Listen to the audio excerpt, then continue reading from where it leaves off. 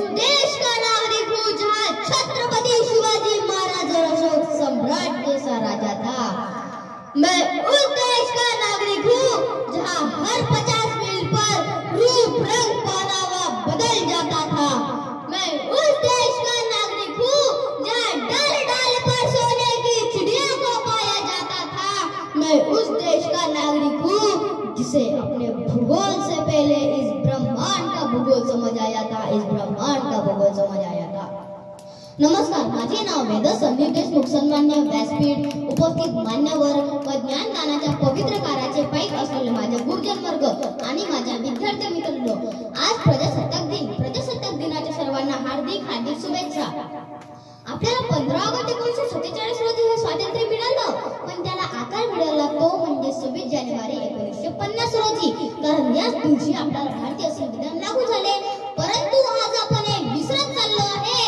ज्या स्वातंत्र्य भारतात आपण राहतो, जगतो, त्या भारताला स्वतंत्र करण्यासाठी आपल्या पूर्वजांनी बलिदान दिले, वर्षानुवर्षाच्या गुलामगिरीतून अत्याचार सहन केले, तेव्हा कुठे पाहता आली 15 ऑगस्ट 1947 ची सोनेरी पहाट। मला तर आज वाईट या गोष्टीचं वाटतंय, आजचा नौजवान कानाला हेडफोन लावून बाईक जोरात चालवताना, या धरतीला तुडवताना हे विसरून जातो की या धरतीचा प्रत्येक इंच मिळवण्यासाठी आपल्या पूर्वजांनी बलिदान दिले।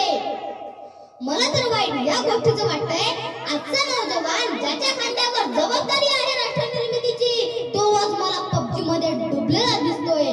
मित्रांनो, आपण देशभक्ती म्हणू तरी कशाला म्हणू? देशभक्ती म्हणजे काय? भ्रष्टाचाराला बाजूला ठेवून इमानदारीने केलेले प्रत्येक काम म्हणजे देशभक्ती। कर्तव्य दक्षतेचं पालन करणं म्हणजे देशभक्ती।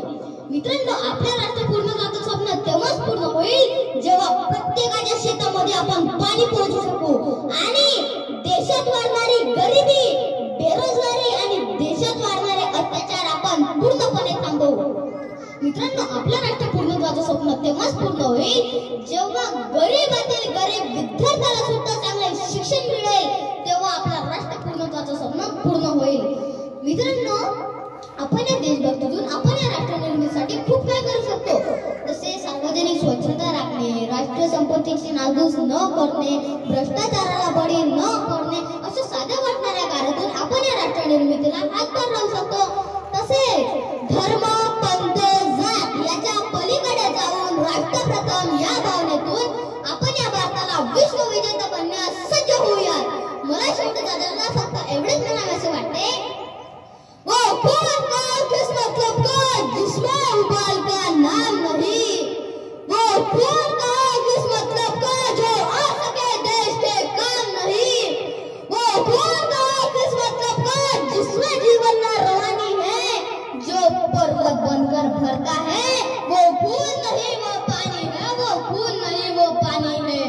उस दिन देखा साहस भरे युवक बढ़ते ही जाते थे, चाकू छुरी कटारों से व्याप्ता रक्त बहाते थे, और उसी रक्त के छाई में वे अपनी कलम डुबाते थे।